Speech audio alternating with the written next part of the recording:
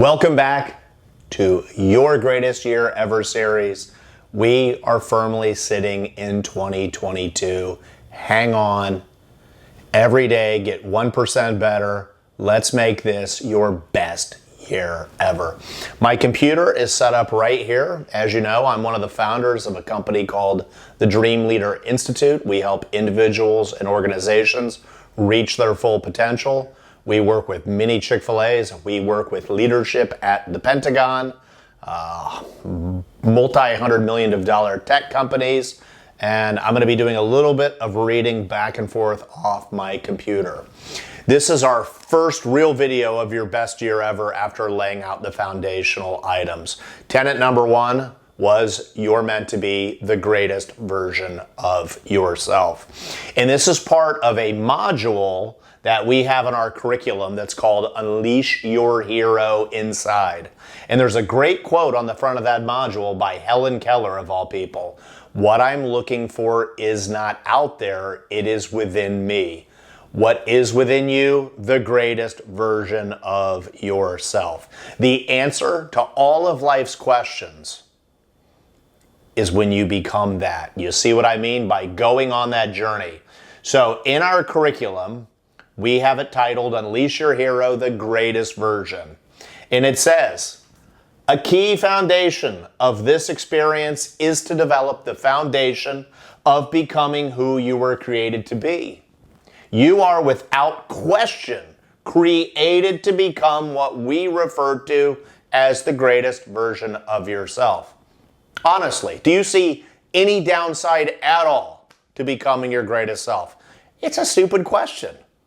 People always say that's a dumb question, but guess what? Only 1% of the population is actively within that pursuit.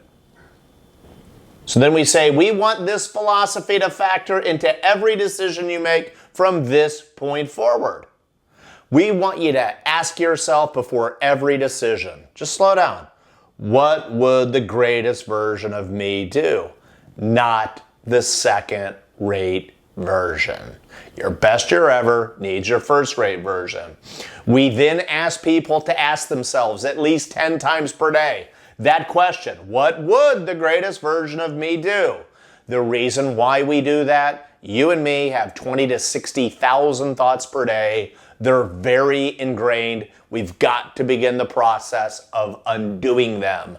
We undo them by rewriting the narrative.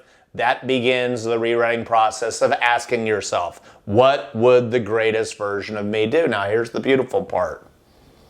What does this mean for you? So go ahead. I recommend hitting pause, although you can rewind this. Take the next 10 minutes and write it out. Okay? Welcome back, we'll say. Maybe you didn't even stop. But read that definition. Isn't it amazing where that came from? Now, what we want you to start doing is read that definition each and every day. But more importantly, the purpose of all of our relationships is to help one another get there. It's a much better foundation than being a loser, and that's right, I said loser, who says, hey, let's go to the bar on Friday night because our lives stink. You know, those people's lives look the same week after week, month after month, year after year. Go higher, reach higher, aim higher, share your definition with everyone you know, and then find out their definition. Then I have a quote on the bottom of this. It says, the most common form of despair is not being who you are. You're meant to be the greatest version of yourself, not someone else. But before I go, I want to connect it back to the quote. If you were to live out your definition of your greatest self each and every day for the next 10 years, what would that do for your happiness level? What would that do for your love level? I already know the answer. It greatly enhances it. Why? Because of what Miss Keller said. What we're looking for, it's in here. It's not out there. But while we are here, please hit like, please hit subscribe, and please share. We'll see you Friday for the daily examination of the conscience drill to help you make consistent progress towards becoming your greatest self each and every day. See you next time.